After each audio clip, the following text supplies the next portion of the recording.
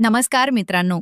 लग्नानंतर होईलच प्रेम मालिकेच्या येणाऱ्या भागात आपण पाहणार आहोत की काव्याची गाडी बंद पडलेली असते व जीवाही त्याच रस्त्याने जात असतो. तो काव्याला बघतो व विचारतो की तू इथे काय करतीयेस. तेव्हा काव्या म्हणते की माझी गाडी बंद पडलीये. तेव्हा जीवा म्हणतो, थांबा, मी बघतो काय झालंय गाडीला. तर काव्या म्हणते की काही गरज नाही त्याची.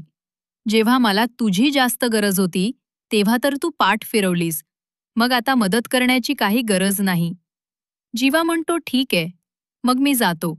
तर काव्या म्हणते की थांब जीवा, मला तुझ्याशी थोडं बोलायचंय. जीवा म्हणतो, पण मला तुझ्याशी नाही बोलायचं.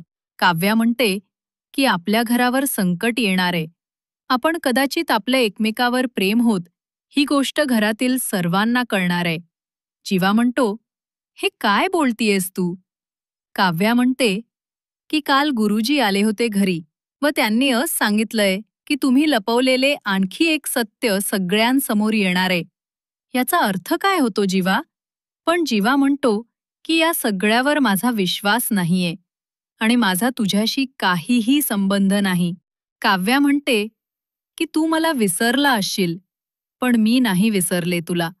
काव्या म्हणते की जीवा, जर आपलं सत्य सगळ्यांसमोर आलं तर तू माझ्या सोबत असशील ना. हे ऐकून जीवा निरुत्तर होतो. पुढील अपडेटसाठी आपल्या चॅनलला सबस्क्राईब करा.